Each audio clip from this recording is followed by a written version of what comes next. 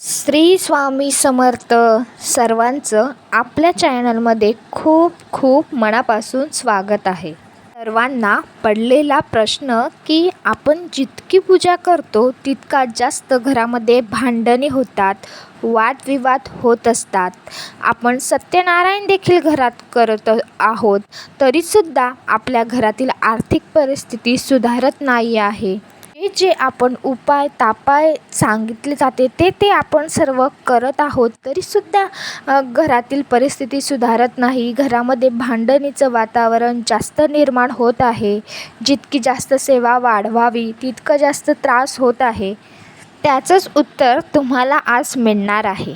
आपण घरामध्ये दुर्गा सप्तशती पाठ करत आहोत, स्वामीचरित्र पाठ करत आहोत, गुरुचरित्राचं पारायण करत आहोत, तरी घरामध्ये भांडणे निगेटिव्हिटीचं वातावरण का बरं आहे, तरी वादविवाद का बरं होत आहे, त्याचंच तुम्हाला आज उत्तर भेटणार आहे. त्यामुळे व्हिडिओ संपूर्ण बघा. सर्वांना हात जोडून विनंती करते की तुम्ही व्हिडिओ पहिल्यांदा वेळेस बघत असाल तर चॅनलला नक्की सबस्क्राईब करा आणि लाईक करायला सुद्धा विसरू नका, कारण तुमच्या सबस्क्राईब आणि लाईकमुळे मला व्हिडिओ करण्यामध्ये खूप ऊर्जा मिळत असते. आणि सबस्क्राईब आणि लाईक करणं हे अगदी फ्री आहे, त्यामुळे प्लीज सबस्क्राईब आणि लाईक करायला विसरू नका.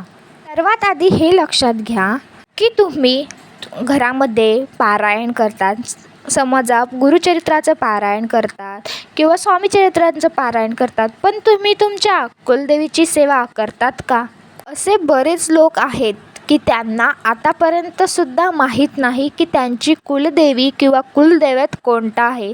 तर तुम्हाला सर्वांना हात जोडून सांगते की कृपया करून आसपासच्या लोकांना विचारा की तुमची कुलदेवी कोणती आहे, कारण की कुलदेवीची सेवा ही घडलीच पाहिजे.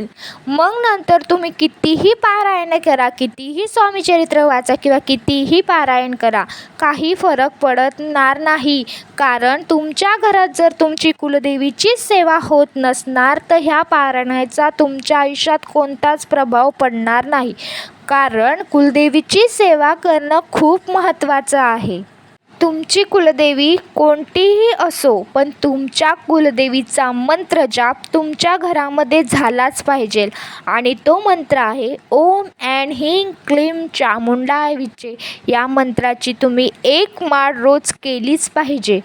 मग तुमची कुलदेवी कोणतीही असो काही फरक पडत नाही, पण तुमच्या घरामध्ये ओम ऐं ह्रीं क्लीं चामुंडाय विचे या मंत्राचा जप झालाच पाहिजे.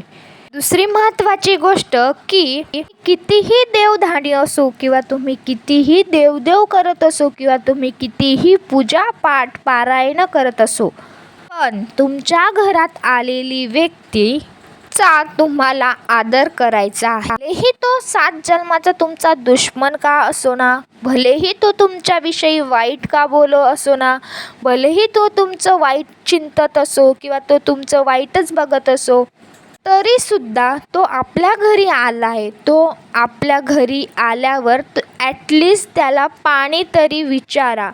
तो आपल्या घरून पाणी तरी पिल्याशिवाय जाऊ देऊ नका. आपल्या हिंदू धर्मात आपण अतिथीला देवोभव मानत असतो. भलेही तो तुमचा कितीही दुश्मन असो, पण तो तुमच्या घरात आला आहे ना, तर त्याला पाणी तरी विचारा. भलेही तो तुम्हाला काही बोलेल, पण त्याचा आत्मा आहे ना, तो तुम्हाला नक्की आशीर्वाद दिल्याशिवाय राहणार नाही. आणि मग तुम्ही नुसते पूजा पाठच करत आहात, देवभक्तच आहात, पण तुमच्या घरात आलेल्या माणसाला तुम्ही मान सन्मान देत नाही, त्याला पाणीसुद्धा विचारत नाही, त्याचं योग्य ते काही त्याच्याशी चांगलं बोलत नाही, तर तुमच्या कितीही पूजेचा किंवा कितीही पूजापाठचा काही फरक पडत नाही. मग तुम्ही कितीही पारायण करा त्याचा उपयोग होत नाही, कारण तुम्ही घरी आलेल्या माणसालाच चांगलं बोलत नाही, त्यांना पाणीला चहाला विचारत नाही, मग तुमचा देवपूजा करायचा काय फरक आहे. अजून दुसरी महत्त्वाची गोष्ट म्हणजे बरेच घरामध्ये जिथं आपण अन्नपूर्णा असते, आपण किचनमध्ये बरंच असं अन्न, खूप सारं अन्न केलं जातं आणि ते अन्न शिल्लक राहतं आणि तसंच ते आपण कचरा कुंडीत टाकत असतो. ते अन्न इकडे तिकडे फेकलं जातं.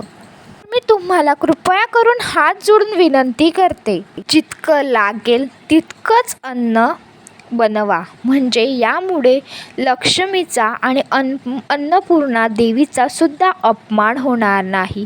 कारण ज्या घरामध्ये अन्न फेकलं जातं त्या घरामध्ये कधीच अन्नपूर्णा मातेची कृपा होत नाही. बरेच लोक या गोष्टीवर मान्यता देत नाही, पण दादांनो, ताईंनो, असं होतं. तितकं आपल्याला लागतं ना तितकंच स्वयंपाक करा. भले कमी जेवण करा, एक वेळेस कमी खाल्लं तर काही होणार नाही, पण कधीही अन्नाचा नासाडी होणार नाही याची काळजी आवर्जून महिलांनी घ्यावी. दुसरं महत्त्वाचं म्हणजे असे बरेच घर असतात की जिथं खूप पूजापाठ, स्वामींची सेवा चालू असते, पण घरामध्ये अस्वच्छता असते.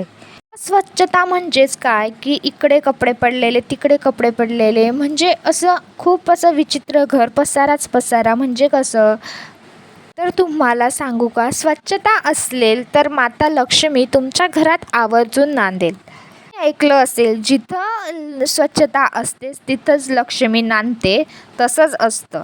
फक्त इतकं म्हणायचं आहे की तुम्ही पूजापाठसुद्धा करा, त्यात काही वाद नाही, पण या पूजापाठसोबतसुद्धा या छोट्या छोट्या गोष्टी आहेत त्यासुद्धा आवर्जून पाळा. हे बघा, तुम्हाला एक सांगते, खरं आहे, काही लोकांना हे वाईट वाटेल, पण हे गोष्ट अतिशय खरी आहे. आपण खूप देवदेव करतो, खूप म्हणजे खूप पारायण सगळं काही करतो, देवांची यथासांग जी भक्ती आहे ती सर्व करतो, पण आपल्या घरात आलेला माणूस आपण त्यांना नीट बोलत नाही, त्यांना पाणी, जेवण काही विचारत नाही, किंवा घरामध्ये नेहमी अस्वच्छताच असते, जे अतिथीचा सन्मान नाही, घरामध्ये माता लक्ष्मीचा सुद्धा सन्मान नाही, अन्नपूर्णा देवीचा सुद्धा तिथे अपमान होत आहे, म्हणजे अन्न वाया घातले जाते.